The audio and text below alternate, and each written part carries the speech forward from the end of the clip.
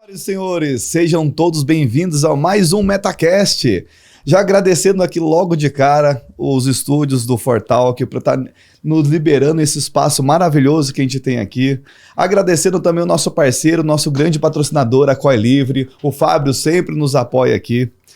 E como sempre aqui do meu lado, hoje ele que tá impossível hoje. Hoje ele foi fazer chapinha, foi no cabeleireiro, fez maquiagem. Fez maquiagem. Hoje ele tá impossível, se dê liberdade, mas não dê.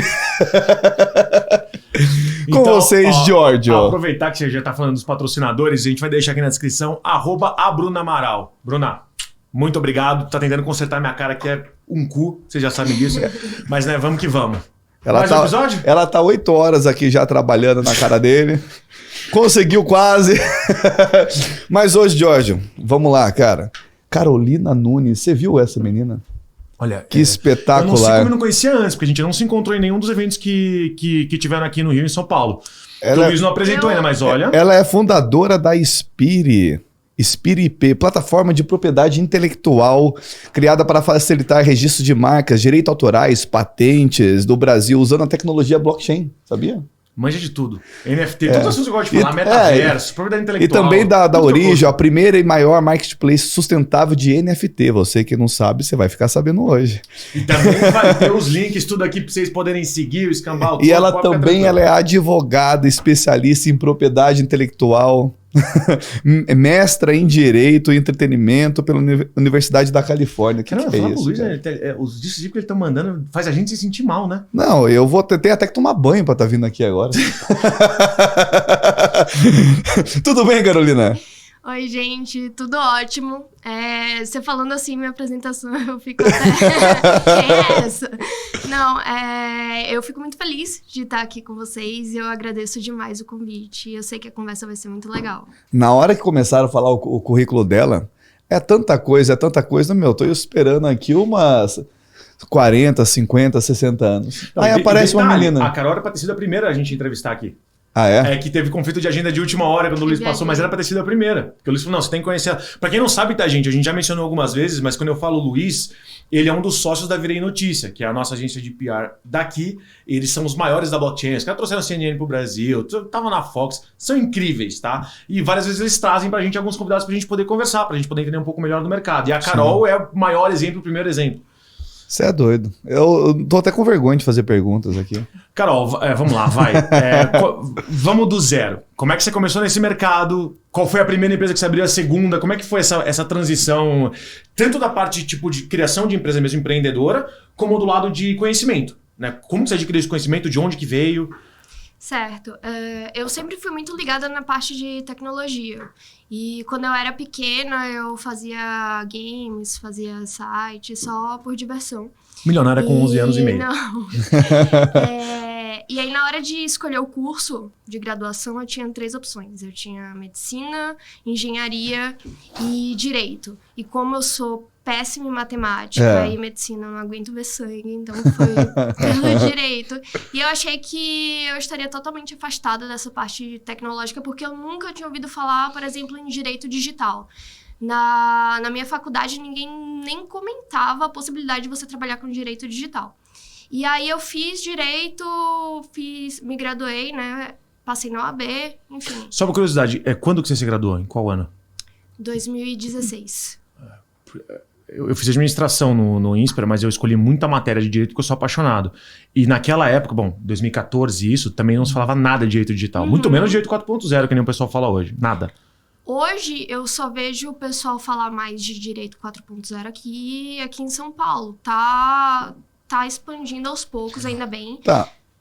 Desculpa até cortar você, que essa parte me deixa bem interessado. Você está falando de propriedade intelectual, registro na blockchain e tudo mais. Até pulando um pouco aqui. Seria todo tipo de registro de propriedade intelectual? No caso, a minha pergunta no significado assim. Eu posso registrar música também? Não, pode. Então, dentro da propriedade intelectual, você tem 3 tipos de direitos principais. Sim. Você tem marca, você tem direitos autorais e você tem patente. Marca protege principalmente o consumidor E é basicamente o nome da empresa, o logotipo, enfim. E você registra no INPI. Direitos autorais, o registro oficial é pela Biblioteca Nacional. Sim. Só que esse registro, e foi o grande motivo de eu ter criado a Inspire, porque eu percebi que não tem como a gente continuar assim.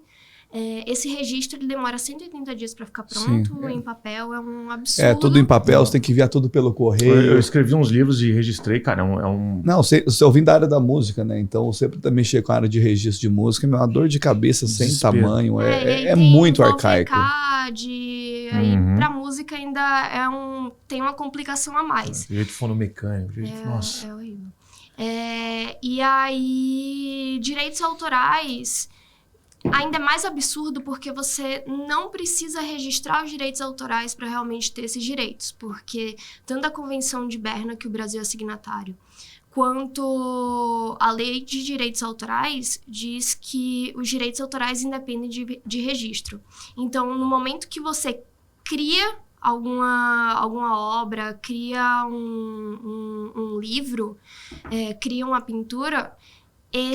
essa obra já está protegida. Sim. Só que o registro, ele funciona como meio de prova. E aí, por isso que você realiza o registro. Tanto que tem gente que registra os direitos autorais em cartório. Então, não faz sentido você esperar 180 dias para ter a concessão de um direito autoral. Tá, mas nesse do registro de cartório, no caso de uma música, ele registra a letra. Seria como um poema, não está registrada a melodia em si. E aí que entra a tecnologia blockchain. Quando eu criei Inspire, eu comecei fazendo isso manualmente. Eu tinha... Já aproveita essa deixa, né? O Inspire, ele é uma plataforma, é uma empresa de consultoria. Tá. Então você está falando de automatizar e digitalizar o processo. O processo, completamente. Legal. Eu sou uma pessoa um pouco... bastante introspectiva, não gosto muito de participar de podcast, dar entrevista. Não, falar na frente da câmera. Não, eu gosto. Com luzes e tudo mais. O que eu tinha um certo... Hoje eu tô bem melhor, mas eu tinha um certo problema em ficar atendendo o tempo todo clientes. E aí eu queria criar uma plataforma completamente automatizada para a pessoa conseguir entrar, ter o registro sem precisar conversar com a outra pessoa. A gente tá falando de registro autoral especificamente. Porque senão você precisa de uma parceria com o governo para ele poder reconhecer esse tipo de... Então, não necessariamente, mas falando de direitos autorais. Hoje você entra na Inspire, você faz o cadastro rapidinho, joga o arquivo. Que tipo de arquivo a gente tá falando? Qualquer tipo de arquivo. A gente puxa a impressão digital do arquivo, né, a hash, a SHA-256, e faz o registro na Polygon. A gente usava Ethereum no começo, mas, enfim, acabou tornando inviável o negócio. E aí a gente migrou para Polygon. Então, hoje a gente já está com a segunda versão da plataforma. É uma versão um pouquinho mais user-friendly. E para marca e patente. Há quanto tempo está aberta a Inspire como plataforma? 2 anos. Tá. 2 anos já? E desde o começo na blockchain? Desde o começo na blockchain. Há 2 anos você mexe com isso? Ô, Fábio, o que nós perdemos aí? É isso mesmo. Você tava dormindo? O que você tava fazendo? O que eu tava fazendo nesse meu tempo? O que você tava fazendo 2 anos atrás, que você não percebeu isso? Eu tava na GameFi só. Mas é que lá ninguém registra nada. Na GameFi, Em vez de ficar jogando jogos, já tá estudando, aprendendo igual pois ela. Né? Ela se Não, formando. falando sério, 2 anos na blockchain mesmo? 2 anos na blockchain. Quantos ativos a gente tá falando que você já registrou? Hoje a gente tem mais de 10 mil clientes, uma base de mais de 10 mil clientes e... Calma aí, agora eu tô com uma dúvida aqui. Você tá vendendo a empresa? Você tá precisando de investidor? Porque aqui o Vitor tem apetite. Eu tô com uma dúvida aqui agora. Se for menos que, assim, de 100 milhões, ele compra. Por conta de registro de patente. A gente mexe com algumas patentes, a gente tem algumas patentes. Aí, só que assim, toda vez que você vai fazer o registro de alguma patente, seja de produto, alguma coisa, geralmente a gente manda para o escritório ele passa, dá entrada e tem aquele período de busca que as empresas fazem. Enorme. Para ver se tem algo parecido com isso, alguma coisa nesse sentido. Como é que funciona na plataforma de vocês? Vocês não fazem registro, vocês não fazem busca nenhuma, registrou ali, dane-se? Não, a gente não faz busca nenhuma. E aí, qual é o grande forte da plataforma? É justamente a questão da gente estar bem próximo da área de advocacia. Então, são tudo teses que vão sendo consolidadas, que vão sendo criadas. Você chegou a criar jurisprudência dentro desse assunto? Sim. Tem uma questão ligada à marca e tem uma questão ligada à patente. Que aí você consegue utilizar a blockchain para proteger esses dois institutos, que é por marca, registro de anterioridade.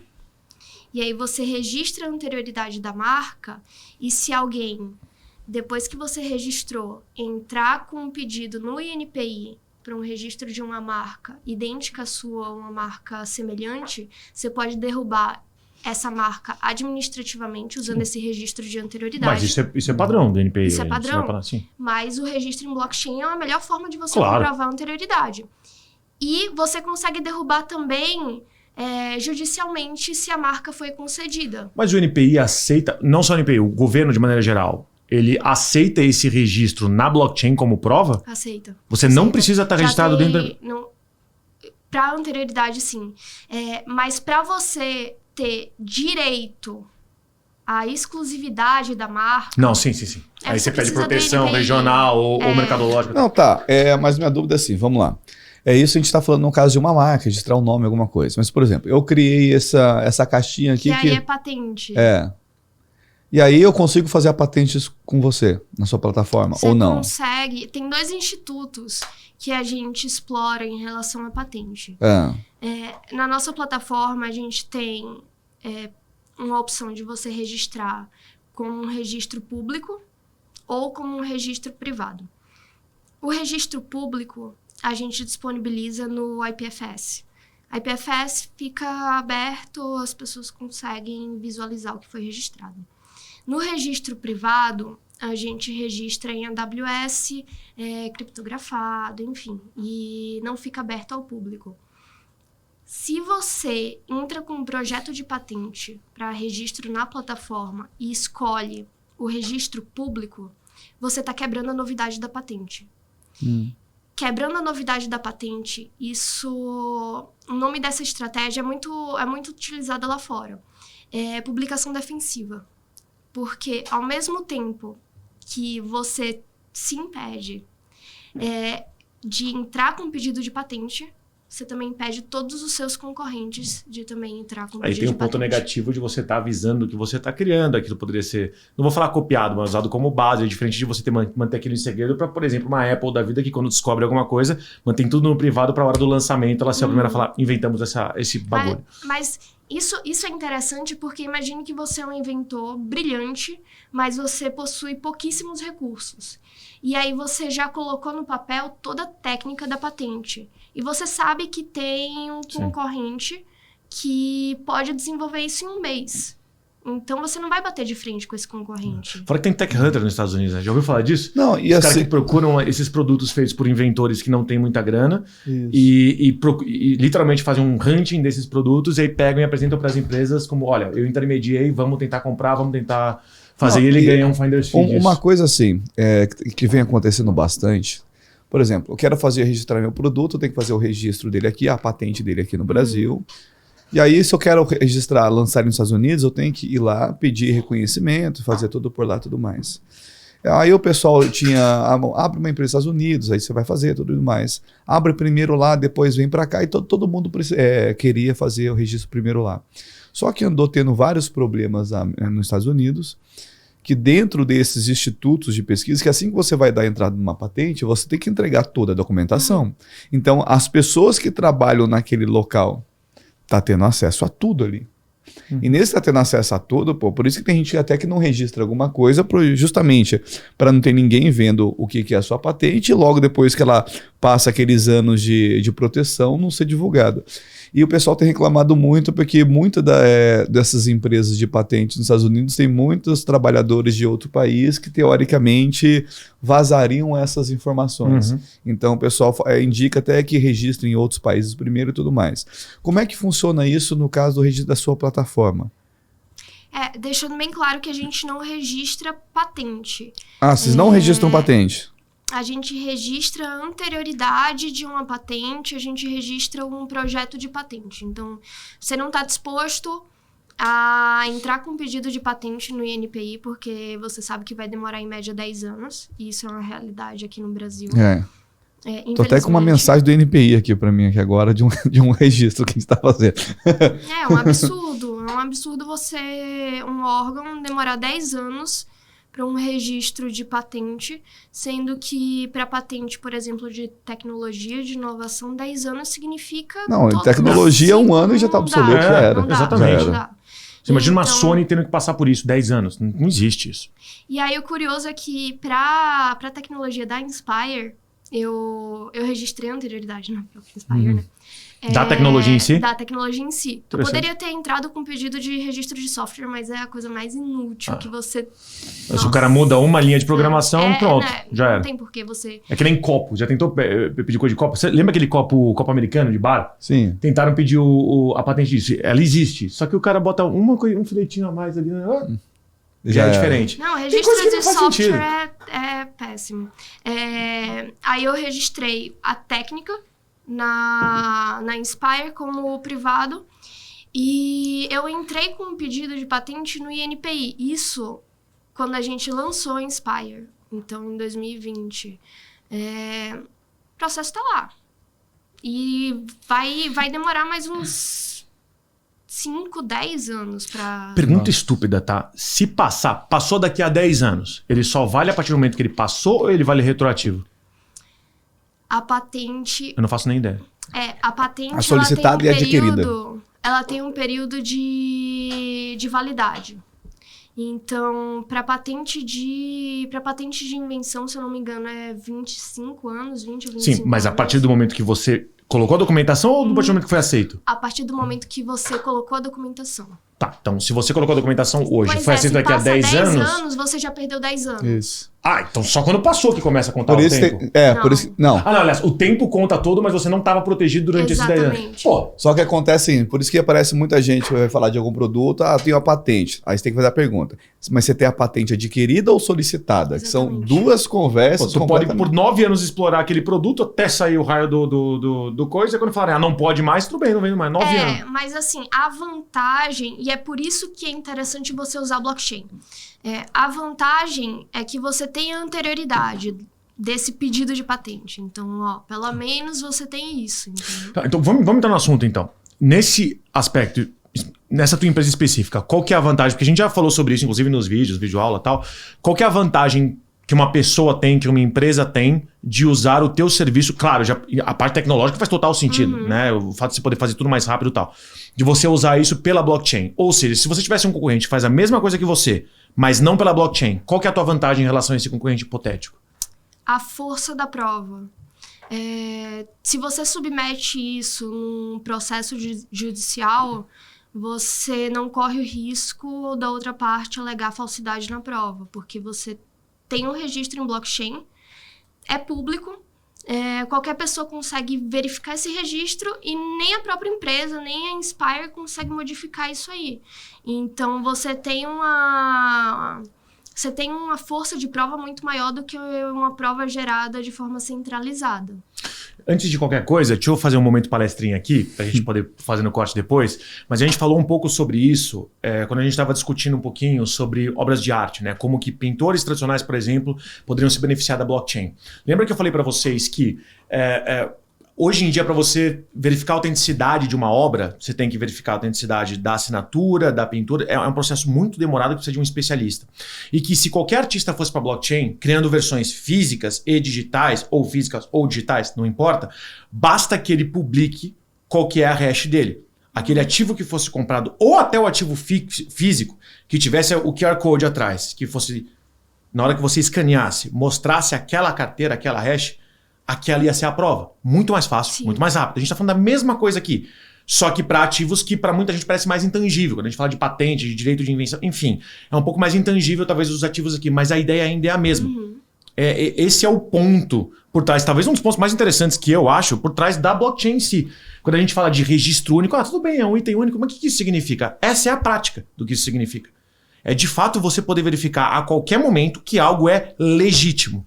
ou veio da origem procedente. Exatamente. E para que isso funcione, claro, você precisa adotar a blockchain, mas basta que a empresa ou o autor daquele projeto, produto, ativo intelectual ou físico publique publicamente qual que é a hash dele, qual que é a carteira dele. Assim, tudo que, quando você for pegar um ativo, todas as carteiras que ele passou, quando você for na primeira carteira de todas, basta que ele tenha sido mintado, que ele tenha sido criado naquela hash, que é daquela pessoa, daquela empresa, que é o que você quer, tá aprovado a origem dela.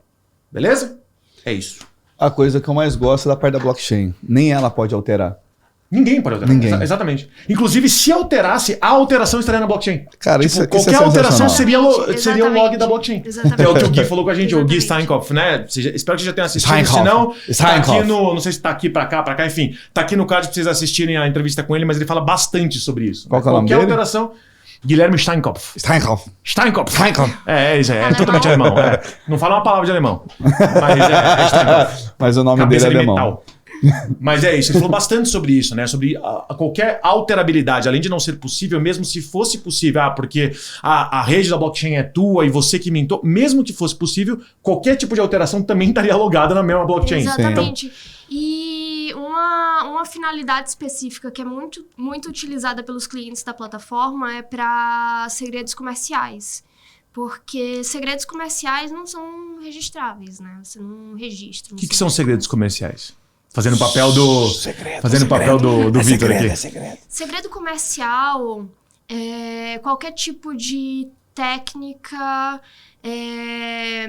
pode ser lista de cliente, pode ser uma forma que você opera seu negócio e que não está aberto ao público. Tá. E que você toma as medidas para proteger de forma adequada. Então, por exemplo, iria descaracterizar um segredo comercial se você contasse para todos os seus funcionários o segredo da sua empresa. Aí não é mais segredo comercial.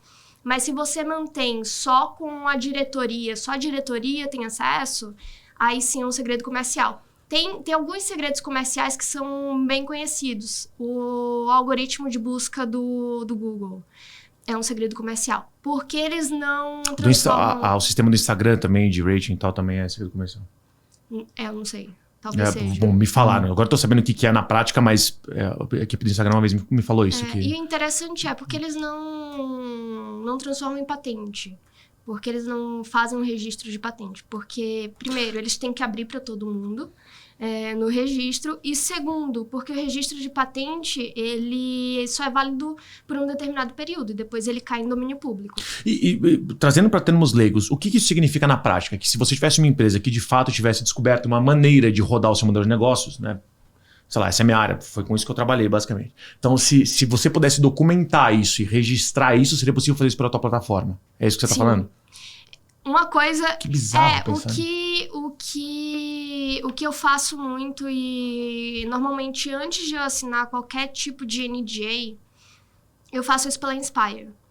Que eu tenho um documento que conta um resumo das tecnologias que a gente tem, de todo o conhecimento que a gente tem até então, e registro, porque aí eu linko esse registro no contrato de NDA, falando exatamente quais conhecimentos a gente tinha até então. Você pode se referir a alguns anexos, alguma coisa especificamente, não... Porque a parte de NDA normalmente é extremamente ampla, né? Tipo, aleatório. Que nem aqueles contratos, não, você não pode mais trabalhar com a blockchain. Pô, você tá de sacanagem, só tem cliente na blockchain. Não tem como. Totalmente. E me falou, como é que vocês ganham dinheiro? Vocês compram uma taxa em cada um desses registros? É algo... a taxa é algo mensal? É única? Como é que funciona? A gente tem um valor por crédito, né, por registro. É um registro simples. Esse valor por crédito é um registro simples. E a pessoa chega lá na plataforma, compra o crédito, registra, sobe o documento e registra. Quanto custa para registrar o que você falou agora? R$50. R$50? Tá, pegando um gancho nisso daí, eu quero começar aqui, por exemplo. Tem um amigo meu que ele abriu um negócio num site para ele aí. Um amigo meu. Ele é italiano. Um dos 153 negócios que o Vitor tem. Cabelo comprido, faz maquiagem, essas coisas. Ele abriu um perfil no OnlyFans. Só que ele quer registrar o nome dele. Italiano bizarro. Aí ele quer registrar. Como é que ele faz? Ele vai na sua plataforma. Ele tem o logo? Tem o logo. O que é o logo do meu OnlyFans que não tem uma bunda? Não era você. Era italiano bizarro. Toda mesmo. Eu falo, minha avó assiste isso aqui. Eu vou falar, É família pornô realmente o ver. nome italiano bizarro? É, italiano bizarro, porque ele não quer ser identificado. É surpresa. Agora tá se entregando, mas assim, é meio surpresa. Aí ele quer registrar esse nome porque não quer que ninguém copie e tal, porque o outro que era gatinho malhado roubaram dele. Ai, meu Deus. Agora, era gatinho malhado com cam. Mentira, eu não tenho um OnlyFans. @hotmail.com. Ela tá acreditando já. O Vitor. E aí assim, agora ele quer fazer esse registro. Como é que ele faz? Basta ele subir a logomarca na plataforma e registrar, e clicar em registrar. Porque aí, subindo a logomarca, você registra tanto a anterioridade do nome, né? Você protege a arte da logomarca por direitos autorais e você... E ali já são duas de uma coisa só. Já Tanto são- o nome quanto dois em um. o... Arte. E Vamos explicar o que tá acontecendo aqui. Eu vou É explicar pra R$50 você. cada ou é R$50 os dois juntos? Não, é R$50 cada. Você queria que fosse mais barato que isso? Não, só tô perguntando, eu sou um cliente, Ó, gente, vamos explicar o que tá acontecendo aqui. O Vitor, ele só é dono de uma empresa com uns 500 youtubers. E eu não tô exagerando, são uns 500, 470, algo assim. Mentira. Ou seja, o interesse é dele, não tem nada a ver com o meu OnlyFans que eu não tenho, tá? O interesse é totalmente dele. Não, é que ele começou agora. Como é que eu posso ganhar mais dinheiro nessa área? Ele começou a entrar nessa área. Eu falei, ó, eu não indico, mas você vai, então vai. E aí, assim, beleza. Aí ele consegue entrar lá, consegue subir lá tanto o nome quanto a logo, faz o pagamento. Já tiveram alguns youtubers que subiram tanto a logo quanto... Até mais fácil. A gente vai entrevistar YouTube. Vamos lá, vamos pra isso então. Vamos lá. Temos um youtuber, temos um influenciador. Vamos falar de influenciadores do nosso mercado. Enfim, ele tem o canal dele, que teoricamente só o canal dele tem o nome dele no Instagram, no YouTube e tal. Mas de qual área? De game ou de conteúdo adulto? Oi? Não, falando sério. Aí ele quer virar teu cliente. Tá. O que ele pode... Ele é um youtuber, um influenciador, ele tem um canal em 2, 3 plataformas diferentes. Ele faz live pela Twitch, live pelo YouTube, tem conteúdo gravado no YouTube, assim como o canal aqui, o MetaCast tem, e o nome dele, o canal dele é no Instagram, um perfil de influenciador digital. Tá, o que ele pode registrar com você dentro do que eu falei? Básico. O vídeo, o próprio vídeo. Eu conheço muita gente que fala, não preciso registrar o vídeo porque tá no YouTube, e estando no YouTube já está registrado, mas o YouTube é um órgão central, né? Uma empresa centralizadora. Que bizarro, é um órgão, né? Parece que o YouTube é uma entidade, uma autarquia. Se o YouTube resolver derrubar seu vídeo, ele vai derrubar. Não tem nada que você possa fazer sobre isso. Pois é. Só chorar, senta e chora. YouTube, Instagram, etc. Com todos os probleminhas recentes aí que a gente tá observando por causa das eleições, enfim. Quanto perfil que não tá sendo derrubado, Nossa, totalmente discriminado. imagino. Dane-se. Sem critério nenhum. Sem critério nenhum. Todo povo de direita, antagonista, pessoal, conhece o pessoal lá, Não, ontem... Enfim. Brasil Paralelo, o pessoal do Brasil Paralelo, tá aí, super amigos meus, inclusive, o Rasta, puta. Pois eu vou chamar o Rasta pra cá, que ele tá morando nos Estados Unidos agora. Vou chamar o Rasta pra cá. Mas enfim... Do Brasil Paralelo? Você já viu os vídeos do Rasta? O prédio deles é aqui do lado, né? Você já conheceu o Rasta pessoalmente? Não. Nossa, imagina um cara mensa. 270 de QI, nem existe. O Rasta é incrível. E um dos vídeos mais engraçados e mais legais que eu já vi sobre blockchain foi ele que fez, pelo Brasil Paralelo. No quadro dele. Enfim, e estão se ferrando agora por causa disso. É totalmente... Você não tem que o fazer... YouTube e o Instagram faz como entender. Já tem rede social descentralizada. Agora, o grande problema é que o inimigo da Web3 é a experiência do usuário, né? Então, enquanto você não tiver uma experiência do usuário que seja próxima ao Web2, você não vai ter uma adoção em massa. Ótimo. Que bom que a gente tocou nesse assunto. Porque uma coisa que eu não entendo é por que você não pode fazer, que é o caso do que a CoinLivre está fazendo agora, uma plataforma Web 2, tão fácil e UX/UI como uma Web 2, que use coisas da Web 3. Coisas por os ativos digitais, criptoativos, tocando a segurança da Web 3, mas não é isso que a gente está vendo no mercado. Por isso que a CoinLivre vai nadar de braçada agora, mas... É porque tem duas questões aí. Uma questão é, quando você forma um time de desenvolvedores que são desenvolvedores nativos da Web3, eles são um pouco contrários a implementar qualquer tipo de tecnologia Web 2. O que eu acho completamente... Bobagem. Bobagem. Mas eu tive muito isso dentro da Inspire. Que é o que eu ia te perguntar agora. Você falou que você tá fazendo a versão 2 e tal. E agora? Quando a gente criou a Orijo, que é uma plataforma de NFT, o desenvolvedor, o CTO, ele não queria nem colocar login. Ele não queria colocar absolutamente nada. O login é feito pela MetaMask. Exato. Não Dá uma tem... preguiça fazer isso. Mas assim, a barreira de entrada é gigantesca. Você não vai atingir... Intelectual, principalmente. Pois a gente já falou isso uma vez, mas qual que é o teu exemplo, Vitor? Para você fazer qualquer tipo de transação na blockchain do jeito que é com MetaMask. Ah, não. Você fala de parte complicada ou não? É. Ah, tá. No negócio do avião, você fala? Tá. Simplificando, por exemplo, vamos daqui para os Momento palestrinha com o Vitor hoje. A gente vai daqui para os Estados Unidos. Você tem a opção A. Você sai de São Paulo, Guarulhos, pousa em Brasília. De Brasília você vai lá para Belém. De Belém você vai para Panamá. De Panamá você vai para China. Da China de volta Fort Lauderdale. E depois de Fort Lauderdale você vai para Nova York. Chegou. 5 pontes aéreas. Isso é a blockchain hoje. Principalmente na GameFi. 6 transações, 5 aplicativos diferentes. Isso. E aí... E para aprender isso... E aí vem a Coin Livre, você pega o voo aqui de Guarulhos, vai direto e pousa lá em Nova York. Esse é o futuro da Web3. É isso. E o ponto, a brincadeira toda é que se você quer aprender a fazer do jeito tradicional da Web3, é um vídeo de 40 minutos de tutorial. Mas é uma coisa o mais você curto, usar o mais curto. O comparativo que eu tenho mais próximo do que está acontecendo hoje é... Eu não sei como é que tá hoje o Linux, tá? Mas eu cheguei a utilizar o Linux lá no começo, lá em 2006, 2007. Nossa, pra Frentex ela, hein? E tudo você tinha que abrir aquela prompt de comando. Para abrir o navegador, precisava colocar um comando para abrir o navegador. Era a plataforma mais segura do mundo. A blockchain é a rede mais segura do mundo. Mas uma coisa que você faz com 2 cliques no sistema operacional da Windows. Então, é isso que a gente está enfrentando hoje. Você quer passar o dia todo para estudar e conseguir terminar uma transação, você quer fazer em 2 cliques. Mas sabe o que trader? O trader que quer operar realmente... Porque o que mais tem hoje na blockchain são ativos financeiros, sim, né, de maneira sim. geral. De moedas, que eu não gosto de chamar de moeda, mas enfim, altcoins, shitcoins da vida, tokens renda fixa, etc. Se o cara quer tradar, esquece. Com o que você tem hoje no mercado, esquece. Uma coisa que eu vejo muito assim, parece que é meio clube do bolinha, eles querem deixar isso mesmo para só aquelas pessoas que conhecem meio que mexer, porque assim... Masturbação intelectual.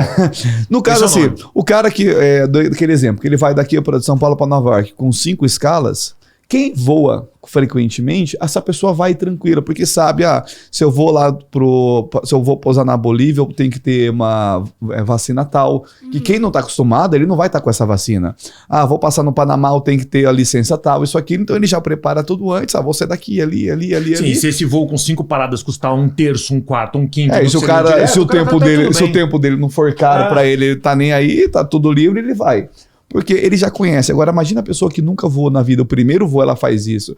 Ela faz 3 paradas. Na terceira, ela para lá na Colômbia, lá precisa lá daquela vacina. A mala dela foi parar na Mongólia, ele foi para algum país da Europa Ocidental. Não, e aí o cara fala, amigo, cadê a sua vacina aqui de febre amarela, malária? Não tenho. Não, mas aqui precisa. Não, mas nos Estados Unidos não precisa. Quantas doses mas você parou aqui. 3 tudo bem. Ou pior, você ainda cai um golpe por causa disso. É o que acontece na Web3. O negócio é tão complicado de utilizar que algumas pessoas que tentam utilizar acabam caindo em golpes. Sim. E tem outra. Os principais processos hoje de fraude nas exchanges era justamente das exchanges que faziam propaganda do a gente é mais fácil. A gente é mais rápido. É mais fácil mesmo, o dinheiro não vai para lugar nenhum. Exatamente. É mais fácil porque eles estão roubando teu dinheiro. Só faz o Pix, cara. Olha que bizarro isso. O gap de mercado é tão aparente que quem se posiciona... O cliente está se lixando com a procedência, nem verifica, nem estuda. Ele fala, não, isso aqui vai me ajudar. E acabou. Bom, acabou, estamos vendo o que está acontecendo. Quantos bilhões de reais perdidos. Só aqui no Brasil já passou de bilhão dos golpes que aconteceram. Deixa eu perguntar aqui mais uma coisa. Você só está falando da Spar IP, nem começamos o assunto ainda. Eu quero perguntar... disso tudo, era para ter 4 horas de podcast eu tô com tanta dúvida aqui. Por exemplo, eu tô na plataforma Spirit, tudo bem. Fiz o meu registro, tá lá, fiz o registro. E aí é algo que aconteceu comigo recentemente. Tem uma pessoa que quer comprar o meu registro.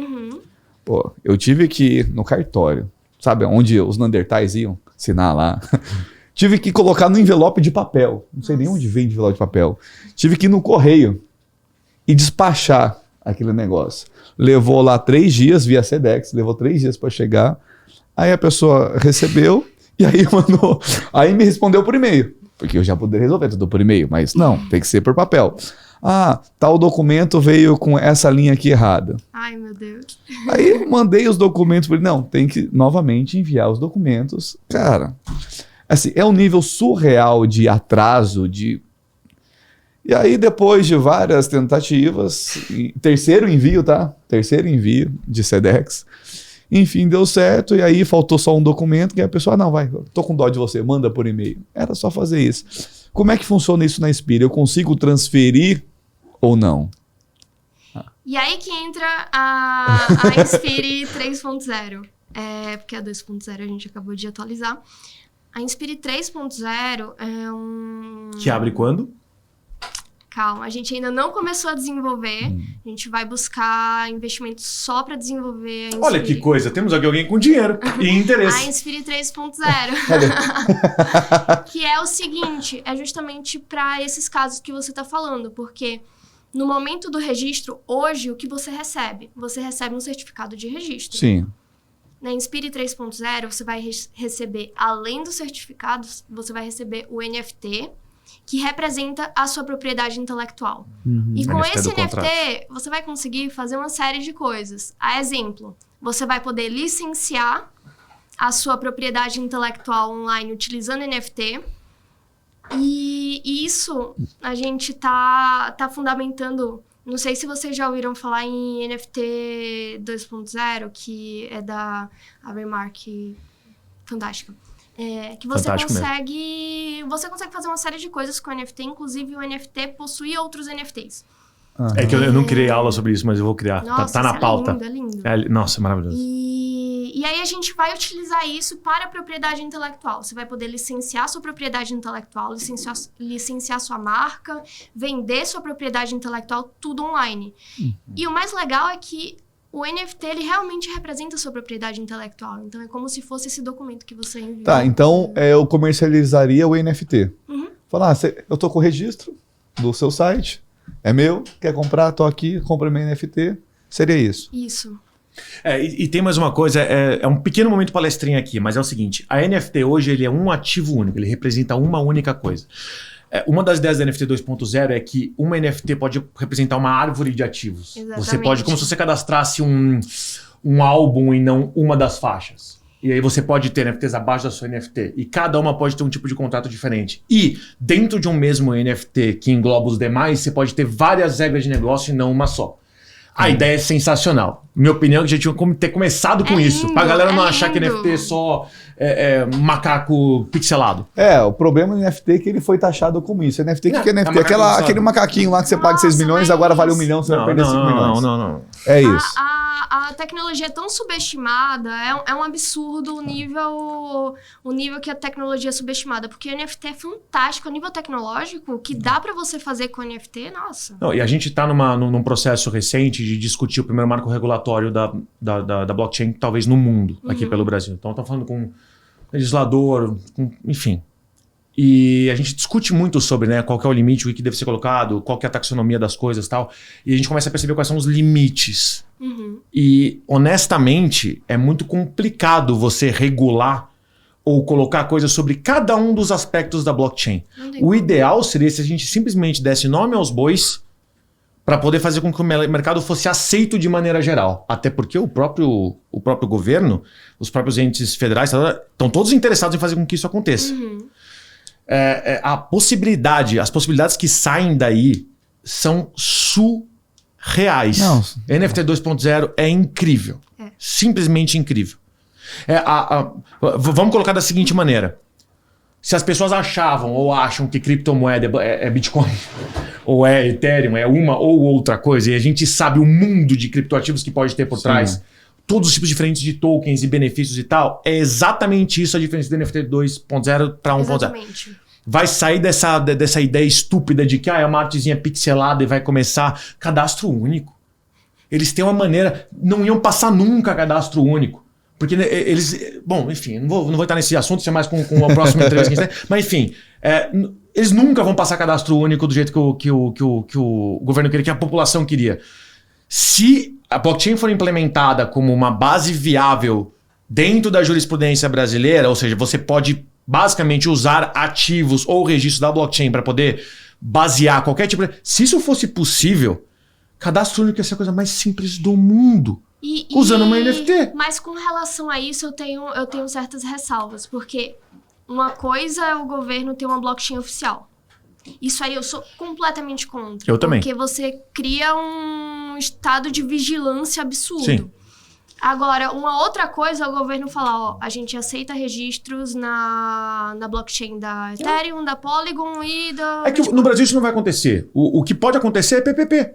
Então, as blockchains privadas ou públicas que gostariam de ser reconhecidas pelo governo como fontes confiáveis de informação, vão tentar se cadastrar, vão tentar ganhar o processo de concessão, sei lá como é que seria, e a partir de então essas blockchains podem ser utilizadas. Imagina, gente, cadastro único com NFT 2.0, ou seja, o teu NFT master é o teu registro desde o nascimento, como se fosse um documento. E todos os documentos que você tem a partir de então estão abaixo disso. Então eles podem ser alterados por si só. Ah, o que é uma alteração? Por exemplo, minha carteira de motorista, minha CNH, eu preciso literalmente pegar e pôr uma foto nova nela. Então, hoje você tem puta processo, vai no cartório, no poupa-tempo, nananana. Essa alteração poderia ser feita. Bom, eu tenho uma NFT que eu preciso, por exemplo, que eu preciso atualizar todo santo ano, que é a minha foto. Minha foto é uma NFT. E essa NFT é aceita embaixo da minha NFT, que é a minha NFT documento único. É isso que a NFT 2 dá pra fazer. E aí, você atualiza essa todo santo ano. Se você tirou título de leitura, ela tá abaixo da tua NFT principal. Se você vai no cinema e quer provar que você é estudante, se você tá numa faculdade, eles atualizam a tua NFT estudante. E aí, você só, na hora que ele vai lá e escaneia o teu QR Code, automaticamente ele vai, olha, existe aqui um cadastro estudante. Ponto. E eu vejo pouca gente falando sobre NFT 2.0. Eu não sei porquê. Mas eu vejo pouca gente falando. Vamos trazer ela junto com o Gui aqui? Cara, é assim... Só pra gente debater e jogar na casa do caralho. Não, isso é um negócio tão sério, assim, esse negócio de NFT. Por quê? Tá tão cru ainda. Tô me sentindo igual aqui. Ela, 2 anos atrás, montou uma plataforma dessa. O que a gente estava fazendo 2 anos atrás? Esse negócio de NFT, a usabilidade é tanta. Só tem benefício. É tanta coisa, só que ele tá sendo vendido de forma errada. Aí é um macaquinho, pronto. Você vai comprar lá, o Neymar comprou. Tá, para que eu vou comprar isso? Aí você parece... É meio coisa de... de gente que não bate muito bem, porque... você vai comprar um desenho, que é uma arte ali, que vale, mas você pode tirar print, você pode salvar. Tu imagina o mercado da moda, os alfaiates poderiam ter... Cada vestido é único. Eles travam aquilo dali. Tem cada terno dele uma Ferrari. É impressionante as camisas que ele tem. Você pode imaginar o que seria se ele tivesse uma coisa aqui dentro. Ele ia pagar até mais do que ele já paga. 2 Ferrari. Ó, só uma coisa. Ó, eu trabalho sem ponto, viu? Vocês já ouviram aqui, ó. Tem gente cuspindo no ponto. Olha pra ver. Ele tá com o fone aqui porque ficam cuspindo as perguntas pra ele. Eu tô trabalhando sem ponto. É pra vocês verem como é que é o negócio aqui. Não, é que assim, o pessoal trava tanto, eles querem nichar tanto isso, não sei se é proposital ou não sei o que é. Que eles travam tanto que assim... Que hoje, você pega uma pessoa comum que tem zero conhecimento disso, ou a pessoa que está naquele Z1 lá, tem o Z0, Z1, que a pessoa, acho que já ouviu alguém falar desse tal de cripto.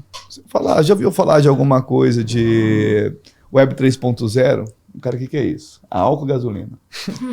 Eu faço data Uber, por sinal. Todo Uber que eu entro, que eu já falei pra vocês, eu não tenho carro, né? Eu ando só de Uber. Todo Uber que eu entro, eu pergunto 2 coisas. Em quem sai a volta pra presidente e se ele sabe o que é a blockchain. Todos eles eu pergunto. E eles sabem? Claro que não. Então, os que sabem alguma coisa perguntam, aquele negócio de Bitcoin. Não, mas calma aí. Aí você tá falando de blockchain. Mas antes disso, que o pessoal já começou a ventilar, é tal de cripto. O que é o tal de cripto? É uns negócios que você compra na internet e você fica rico. Nossa! É o que é vendido, que cara. foi o que fodeu a GameFi, né? É isso. Não, é só você comprar lá R$100, você vai ter 15 milhões amanhã. Vendido isso, cara.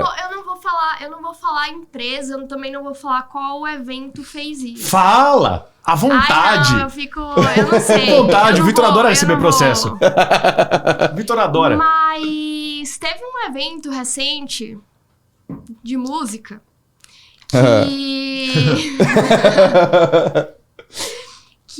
que resolveu utilizar NFT, dar NFT como... Um certo evento recente famoso. Aquele que tem da lousa lá, que escreve, né? Então, que resolveu dar NFTs pra quem foi, né? Só que, nossa, a forma que eles fizeram foi mais um NFT colecionável, sem benefício algum por trás. E pior ainda, quando você entra na plataforma, você não acha informação nenhuma sobre o contrato inteligente. Aí. Você não acha informação sobre o token. Eu tive que cavar muito para achar qual rede eles estavam utilizando. Então, assim, por que você tá utilizando NFT? Pra nada. Eu não entendo. Parece figurinha de como álbum. chaveirinho. Pra Dá um provar que chaveirinho você pra tava lá, você. tipo scrapbook. Pra provar que você tava lá. Isso. E aí você vende isso pra alguém? Como Não, é o ponto? Aí e a assim- pessoa vai comprar um NFT que prova que ela estava lá, sendo que ela não estava lá. Qual que é o... E outra A gente fala coisa, muito sobre isso, a você utilidade por trás da blockchain. Você né? nem consegue tirar o NFT daquela plataforma. O pior, a plataforma Nossa, é é custodiante. travada. Nossa. Por que você tá usando NFT? Eu não entendo. Então, era um chaveiro que eles... Não era mais É um fácil álbum de você figurinha. criar- Você não vai colocar a figurinha do jogador do Neymar num álbum de princesa Mas é um da álbum Disney. que já vem colado. É tipo isso, Já vem que você não pode nem arrancar. É isso Ou mesmo. seja, deturpar. Basicamente, eles queriam fazer uma coisa, vamos usar blockchain pra ser moderninho, e é isso. E aí, Não que tem aconteceu? justificativa. Você entra no Instagram e você entra no post que tá falando sobre esse lançamento. Só vê os comentários. A galera achou péssimo isso. Não tem um comentário positivo. E aí, o que acontece? NFT começa a ser visto de uma forma extremamente negativa pela sociedade, sendo que tem um potencial gigantesco tecnológico por trás. Sim. Eu fiz um estudo há um tempo atrás, estudo estatístico, vamos dizer assim, que mostra que a correlação entre projetos bosta e empresas grandes é gigantesca. Sim. Quanto maior a empresa, mais bosta é o projeto dentro da blockchain. Fazem de qualquer jeito para tentar pegar hype. Isso, exato. Imagina se existisse a ideia de hype na mudança da Web 1 para Web 2. A merda que não ia ser. Todos os primeiros sites que você de fato tem login, senha e pudesse interagir com o site, todos eles fossem golpe. É isso que a gente tá falando agora, basicamente. Que é ou projeto bosta ou alguma coisa que quer te roubar dinheiro. O mercado tá inteiro lutando contra esse movimento. Porque as coisas que você vê ou é projeto bosta ou é golpe. Não, mas aí entra até a questão da parte cultural mesmo, que assim, tem lá vários vídeos desse mercado. Vamos falar de moeda em si. Você digita lá moeda, criptomoedas. Aí vai aparecer um monte de vídeos. Você põe lá últimos vídeos lá, eu quero ver uma coisa mais atualizada. E aí tem lá um cara falando mercado de criptomoeda, como é que foi a volatilidade da semana, e tem outro cara, a moeda que vai estourar nos próximos 5 dias. Porra, todo mundo vai nesse negócio porque eu quero é ficar rico. Eu vi uma ontem. O cara que adivinhou o aumento de 1.500% da moeda tal está te falando dessas 5 moedas para comprar. Eu nem vou te falar qual é a empresa que faz isso, porque a empresa é gigante. Tem 2 empresas gigantescas que vendem relatório financeiro. Que são as maiores de compra de assinatura de produto financeiro que jogam isso. O nosso analista que adivinhou isso te deu essas 5 dicas. E aí, que eu não posso falar o nome das empresas, porque tem um amigo que trabalha lá, mas e aí, puta que ódio. E aí, quando você pega, geralmente eles pegam 2, 3 nomes de moedas que já estão aí no mercado e tal, e tem 2 lá, não, porque esse cara que investigou, ele descobriu e tal. Aí quando você vai investigar de onde está vindo, a origem e tal, você vai ver, nossa, que coincidência, essa moeda dessa empresa. Aí, assim, eles criam todo o hype para fazer, aí isso atrapalha o mercado. Infelizmente, esse assunto empolga, né? Tem uma coisa pra falar, sempre muita coisa para falar. É bizarro, porque as pessoas que têm muito poder aquisitivo, principalmente, que têm interesse em fazer dinheiro com esse mercado, eu nem vou falar só do mercado de games, porque ela foi o que foi mais visto, né? Sim. A pré-compra aí no momento do lançamento, as baleias comprando e vendendo. Falando de maneira geral, os Elon Musk da vida com os Dogecoins. É impressionante, porque o poder de influência que essas pessoas têm é o suficiente para converter isso em lucro, às vezes de uma maneira diária. Sim. Ou para afundar projetos bons. Tem projeto na GameFi que 7, 8 youtubers falam, vamos foder essa porra. E fudeu. Um jogo bom, bem feito, com uma moeda boa, estável, o sistema Oracle, 7 caras dizem, vamos afundar o projeto, afundaram o projeto. Nossa. E o poder de influência é algo bizarro, porque um cara desse pode fazer fortunas do dia pra noite só com influência. Falei do Elon Musk aqui, que é gigante, mas não precisa ser tão gigante assim, não. Porque Felipe Neto conseguiria fazer uma coisa dessa fácil. Tranquilo. E, inclusive, hoje, vamos levar processo Felipe Neto. Se ele já comprou a barreira de fazer anúncio de jogo de azar pra criança, imagina que ele não faria quando ele descobrir esse mercado. Porque puta que pariu. A gente tá muito na mão de gente com poder aquisitivo. Infelizmente. O mercado de mobile pra criança, nossa. É um outro tema aí que é assustador. É assustador. Olha que bizarro. FIFA levando o processo. EA levando o processo direto por causa do sistema de gacha pra criança. E enquanto isso, o mercado de blockchain subindo pra caramba, onde teoricamente, pra ter uma carteira, você tinha que ser maior de 18 anos. Sim. Só que, se são NFTs, não tem essa regra. Você pode ter uma conta no OpenSea, dane-se a tua idade. Aí você pode comprar. Só que a barreira, a diferença entre o que é uma criptomoeda e uma NFT é muito tênue. A tecnologia é a mesma. Então você, teoricamente, está dando poder na mão das crianças de operar dentro da blockchain. Criança.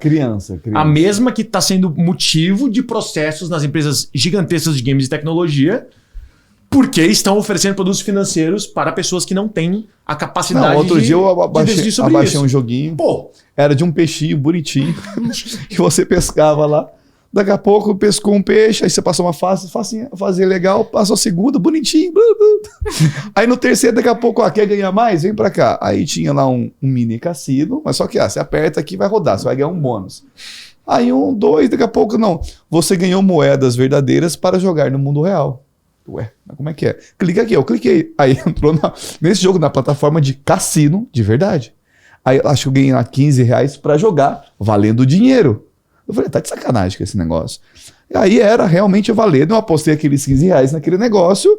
E aí quando você perde, que peninha que você perdeu. Clica então, aqui. 15 em 30, colocou R$1 milhão no seu bolso e falou, vou ganhar muito dinheiro com esse negócio. Clica aqui e faça agora via cartão de crédito, coloque mais pra você ganhar mais dinheiro. Gente, Vitor Ferreira administra 150 empresas e joga joguinho de cassino online. Não, porque eu tava avaliando pra uma... Do peixinho. Eu tava avaliando pra um negócio nosso, mas assim... cara, era absurdo o negócio, pra criança. Avaliando pra um negócio nosso. Não, pra criança, era pra criança o negócio. Era surreal, um cassino ali. E aí você tá viciando uma faixa etária que não era pra ter contato com isso, você tá viciando em jogo de aposta, em jogo de azar. Sim. Mas aí, cara, aí entra também um outro negócio.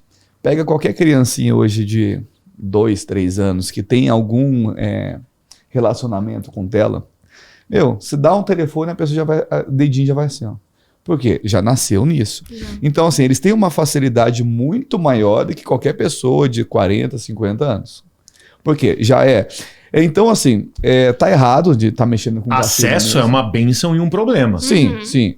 Só que assim, eles têm uma facilidade muito maior de, por exemplo, se eles estiverem nesse mercado, cripto, NFT, tokenização e tudo mais, a forma correta, pode-se dizer assim, eles conseguiriam transitar dentro ali com muita mais facilidade, porque é questão de conhecimento, tecnologia, já nasceu dentro daquilo, diferente das gerações que precisaram se adaptar para isso. Só que aí o pessoal utiliza da forma que tá jogando, tá fazendo alguma coisa e vai para cima disso. Carol, vamos aproveitar a deixa que a gente já falou bastante de NFT. Quer falar um pouquinho da Orijo? Como é que funciona? Qual que foi a ideia por trás? Sim, a Orijo.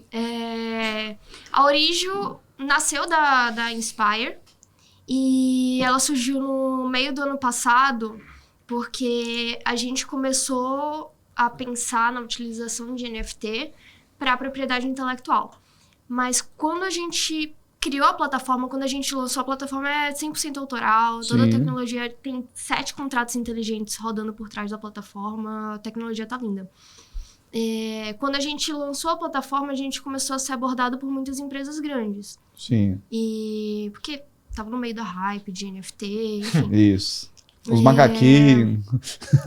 É a palavra atual que eu mais odeio, hype. O que isso fode o nosso mercado. Mas eu acho que teve seus benefícios, porque ninguém estaria tão interessado em NFT se não tivesse tido toda a hype. Verdade. Essa parte do hype, junto com a pandemia, que todo mundo ficou em casa e começou, essa Web 3.0 tá bom, deu deixa eu me corrigir aqui. tiro. O hype pela tecnologia é sensacional, que nem foi o hype de IoT, o hype de automação residencial. O hype pela tecnologia é sensacional. O hype por um ativo ou por um projeto, eu acho maléfico. Eu também acho. Mas enfim, tava no meio da hype de 2021 de NFT. E aí a gente foi procurado pelo SBT. A gente fez o leilão do SBT de NFT. Cara, eu comprei isso daí. Você comprou? Alô, SBT, patrocina nós. A gente, no ano passado, a gente leilou 4 NFTs do SBT. Não tinha nenhuma utilidade por trás, era colecionável, mas é muito... Então, a gente tentou criar uma utilidade por trás, mas assim... Era esse que era com as imagens do Silvio Santos? Era esse mesmo. Quando você lida com empresa grande, às vezes é difícil você fazer girar uma ideia completa. Então, mas assim, foi um avanço gigantesco o SBT ter utilizado NFT, porque ele levou para uma base de fãs que nunca tiveram contato com NFT a tecnologia. E o primeiro leilão que a gente fez foi completamente via cripto. Então, a pessoa precisava comprar Matic para dar o lance, precisava criar o wallet, enfim, todo o processo de Web3. Claro. E teve muita gente que aprendeu nesse processo. Então, eu acho que foi bem interessante. A gente vendeu as 4 NFTs, o valor inicial foi R$40, terminou, acho que cada NFT terminou com R$14 mil, alguma coisa assim. Caçamba? Foram vários lances. E foi muito legal de ver acontecer. De 40 para 14 pau? E foi muito legal de ver acontecer. Silvio Santos, né, bebê? Silvio Santos, né? Sabe por que foi legal? Que era o Silvio Santos... Eu ia falar uma coisa aqui, mas é pra segurando objetos profanos? Que porra é essa? Que versão do Silvio Santos é essa? Só pensando, o pessoal só tá feito... Imagina se a gente fizer com o velho da van. Vamos falar com o velho da van. Você deve ter do velho da van. Velho da van com peruca. O legal de ver acontecer na prática é que o leilão ocorreu completamente a nível blockchain. Então é transparente. A plataforma do leilão foi o Web3? É a nossa plataforma. Toda Web3. Interessantíssimo. Tem um contrato inteligente só para leilão. E tem um contrato inteligente que a gente criou depois que é para... Tem um contrato inteligente que a gente criou depois que é para interligar a gateway de pagamento, Web2, que a gente hoje usa a Stripe, para ser um Oracle para o leilão. Então, para não ser totalmente Web2, entendeu? Mas tem um contrato de leilão via cripto e tem um contrato que é fiat. Sim. E todos os lances entrando a nível blockchain é fantástico. Cara, surreal. E dá pra você sacar o lance. E tudo a nível blockchain. Então, você dá o lance, o contrato inteligente, ele segura o valor da sua cripto. Sim. E aí, se seu lance é superado, aciona um gatilho no contrato inteligente e o dinheiro volta pra sua wallet. O mais interessante disso é que eu passei um bom tempo quebrando a cabeça, porque... Na hora de tentar fomentar alguns... Ou entender modelo de negócio para alguns dos ativos de renda fixa, não existe maneira de você fazer split de pagamento dentro da blockchain. Não tem como você falar que uma transação vai virar 2 transações. Ou que ela vai splitar um ativo em 2. Pelo menos não como a gente conhece o split. Um ativo. Mas, claro, a blockchain está se desenvolvendo muito mais rápido do que o mercado tradicional. Então, hoje, eu já tenho umas 2, 3 maneiras que eu conseguiria fazer isso com os nossos programadores aqui. Sim. O pessoal da Coin Livre, por sinal. Mas assim, é bizarro isso, né? Porque não só desbloqueou muitas possibilidades, como tem algumas travas. E uma delas que existia um tempo atrás é a mecânica do crowdfunding. Né? Ou seja, você, teoricamente, doar ou comprar algo, só que esse valor não está sendo comprado de fato, está sendo reservado até o momento onde bateu aquela meta e aí é comprado. Ou, na prática, quando você vai É que no Brasil não é muito comum isso, mas você vai para os Estados Unidos e você, sei lá, fecha um hotel, eles pegam o teu cartão de crédito, eles pré-passam uma certa quantia, não cobram de você, mas eles travam um certo limite no teu cartão, que é quanto eles acham que você poderia gastar, né? Fica no hold, e aí depois quando você paga, eles liberam aquele limite, dependendo se você pagou ou não. Que é para eles terem a segurança que, se você, sei lá, consumir tudo do frigobar escambau, você tem limite para aquilo dentro do seu cartão. Então é meio que uma operação em 2 etapas no cartão de crédito. Isso não é tão comum no Brasil, mas até essa operação é impensável dentro da blockchain. Então a gente teve que começar a pensar como é que isso poderia ser possível para a gente poder trazer para cá. Então assim, tem muitas coisas que, graças a Deus, a tecnologia da Web 2 trouxe para cá. O Split é uma delas, o Pix é outra delas. Que a gente tem que descobrir como é que funciona aqui. E você tá me dizendo uma coisa que eu não sabia. Eu não fazia ideia que já existia smart contract específico para leilão. Eu não tinha a menor ideia. A gente desenvolveu tudo dentro de casa. Então foi uma construção lógica. Durou uns 3 meses de construção da lógica desse contrato inteligente. Porque à medida que era uma conversa, eu, meu CTO e o desenvolvedor de blockchain. Sim. Aí a gente precisava pensar. Gente, vai ter literalmente um vídeo meu. Eu tô recebendo mensagem aqui de pegar. De eu derrubando cerveja no rolê. Não, é a primeira vez. Não, toda a entrevista. São 3 entrevistas. Toda entrevista. 3 entrevistas, 3 eu já deixei a tradição. Eu tenho que parar de ficar passando o celular pra lá e pra cá, porque não é possível. Sempre que eu pego o celular com mensagem, acontece isso. Eu literalmente, sem brincadeira, eu mandei pro Fábio aqui da Coin Livre, falei pra ele, já existe smart contract pra isso direto. What the fuck? Como que ninguém sabe? Gente, eu passo 3 a 4 horas por dia estudando tudo que eu posso sobre a blockchain para tentar trazer as melhores ideias possíveis pra gente fazer os projetos acontecerem. Projetos grandes, que envolvem muito dinheiro. E projetos grandes com lastro. A gente tá falando de transformar ativos, renda fixa tal, da Web 2 para Web 3. Com o mesmo ativo, por exemplo, um fundo imobiliário, né, que você compraria via XP, você pode comprar o mesmo fundo com as mesmas garantias, os mesmos processos de auditoria via uma Coin Livre. Então a gente passa o tempo inteiro estudando. E mesmo assim, tem um monte de informação aqui que você me falou agora que eu não fazia nem... Aonde está essa informação?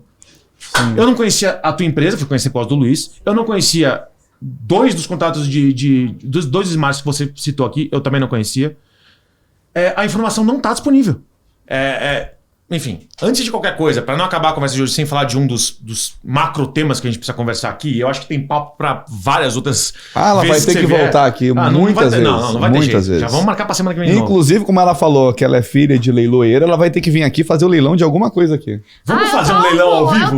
Você sabe fazer alguma coisa? Você sabe mesmo? Bora fazer em blockchain. Bora fazer, vamos pegar um ativo nosso na blockchain e fazer? É muito legal ver acontecer, Bora fazer um ao vivo? Vamos fazer um ao vivo. Programa especial, sexta-feira. Bora, eu topo. A gente pode... O que a gente pode colocar? Pode colocar o acesso ao seu programa do OnlyFans. E virou um NFT agora? Um acesso premium. O Vitor tem 12 carros. Né? O mais barato custa 500 pau. A gente coloca um dos carros em NFT. Aqueles carrinhos de miniatura. Enfim, vamos pegar um último tópico aqui antes de qualquer coisa.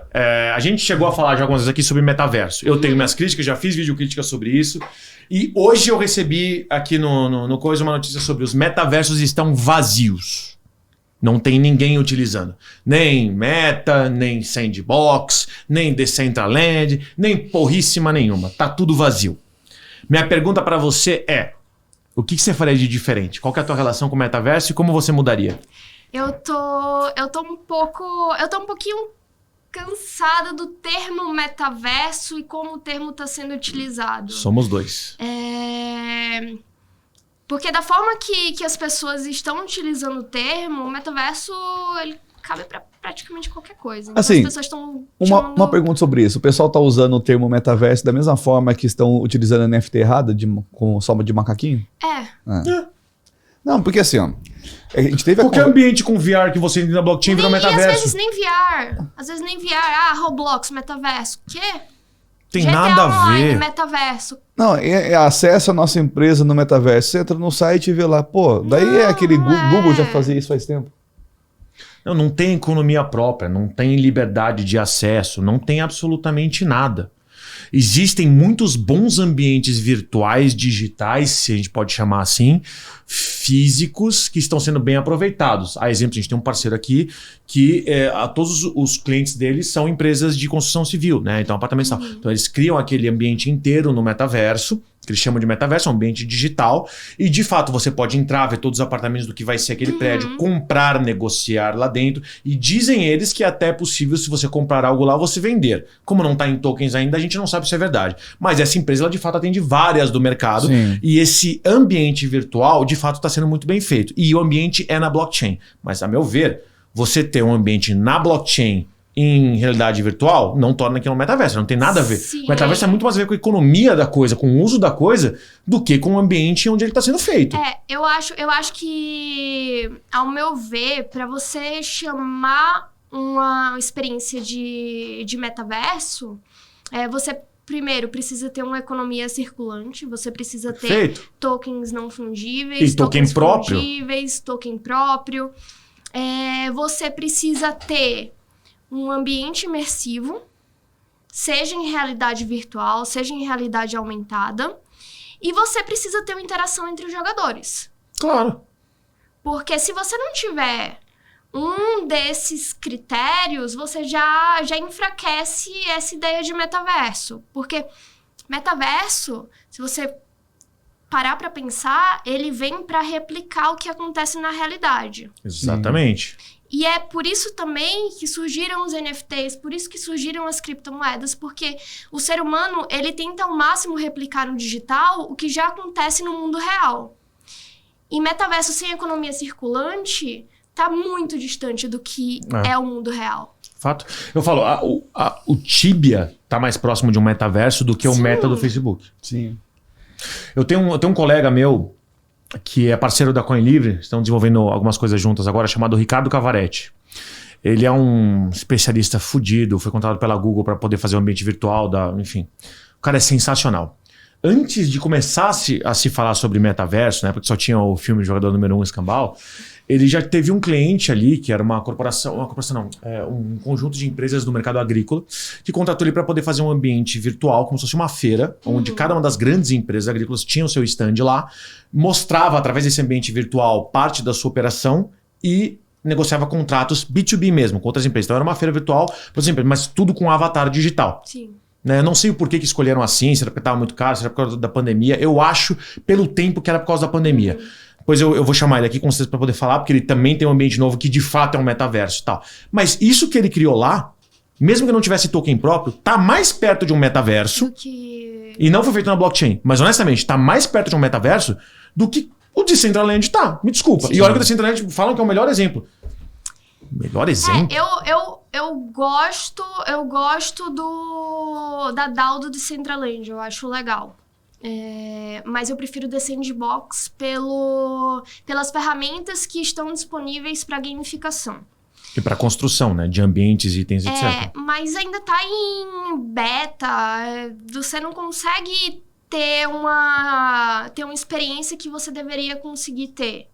Sim. Então, assim... E a liberdade de transação de maneira geral. Exatamente. Você subir uma propriedade sua, claro, na blockchain, NFT, para uma carteira, você transacionar isso dentro desse ambiente virtual. Ainda não. Nada foi criado Isso ainda tá bem tá engatinhando bastante. É papo para uma outra conversa. Ela vai ter que voltar aqui.